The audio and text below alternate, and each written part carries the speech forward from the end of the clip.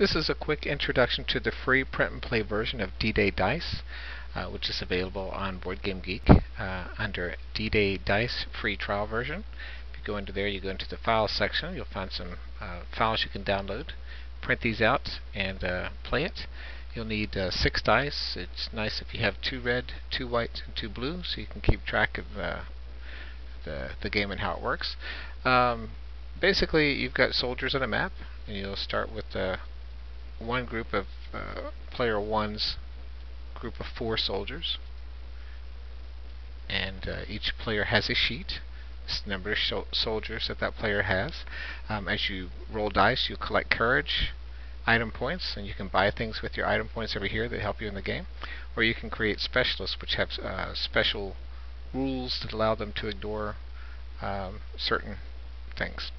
So you roll 6 dice, and you have the ability to lock 2 of the dice and then roll 3 times. So we could roll, we could lock 2. We can keep these soldiers. That'll give us 3 soldiers. We can roll again. Keep this one. And an item if we want. And then roll again. And so we've got a total of 6 soldiers and 2 items. Give us 3 item points. So we open up to player 8.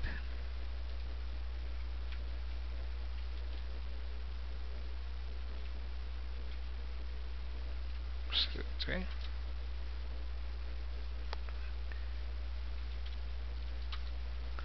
So we got for that roll we've got 10 soldiers and some items. So you start on the beach here, and if you stay here, you can only stay here 3 turns. Each time you stay, you have to take 3 soldier hits. So we're going to drop that down, because we're going to stay one more turn on the, a couple more turns on the beach. You can see here you stay 3 turns on this side. If you move up another section, you can only stay 1 turn in this section. You can only stay 3 turns in this section. If you want to move into this section, there's certain requirements here. These right here mean machine gun fire. These are landmines, which you have to roll a dice and take hits. Again, going back to defensive here, this is how many hits you take off your soldiers as you move up the beach. And what you want to do is just try to get a nice balance of items you can purchase with your points. So you can take that and buy a flak vest, which helps us with the skulls.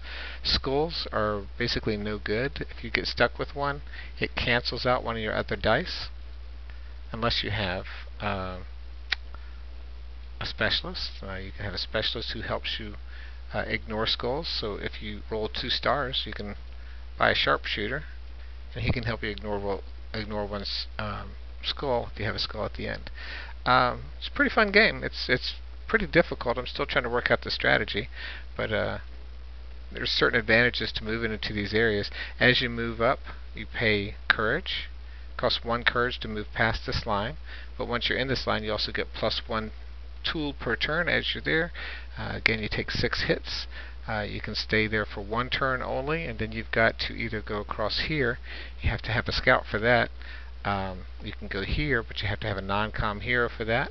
And if you move there, even though the defensive value is less, you still have to take machine gun fire, which is rolling a d6 and taking that plus that as far as your attack. You can move right and take the hits over here if you have to, and then you'd have to move forward after that. You can't move left and right and keep going back and forth. Here on the beach, you can stay 3 times, move up once, pop over here, pop up, and go all the way up. And as you can see, as you get up the beach, it gets harder and harder as you go. One thing that's kind of cool about the game is it does have extra advantages to rolling 1 of each kind, or 1 single kind 3 times in 3 different colors. If you roll a red, white, and blue, that's what it's called, you get some extra benefits here, which can help you out quite a bit in the game. Especially if you roll 3 soldiers, which gives you 6 extra soldiers. Battle cry's nice. A medal of honor if you roll like a straight flush, but it's very difficult to get. Tools, like I said, can be used to buy items, and some of the items you can buy are flak vests that if you have skulls they can become soldiers. Backpack can help you reroll 1 die. Binoculars let you change the results. Grenades let you ignore machine guns. Flamethrowers subtract 10 from the defense value of the bunker. Up here you're looking at 20 at the end. And that's pretty much it. So there's a lot of things to consider here. A lot of fun, and it's free to try the trial version, so I highly recommend downloading it and printing it. You can't beat free, and it's a good game. Enjoy.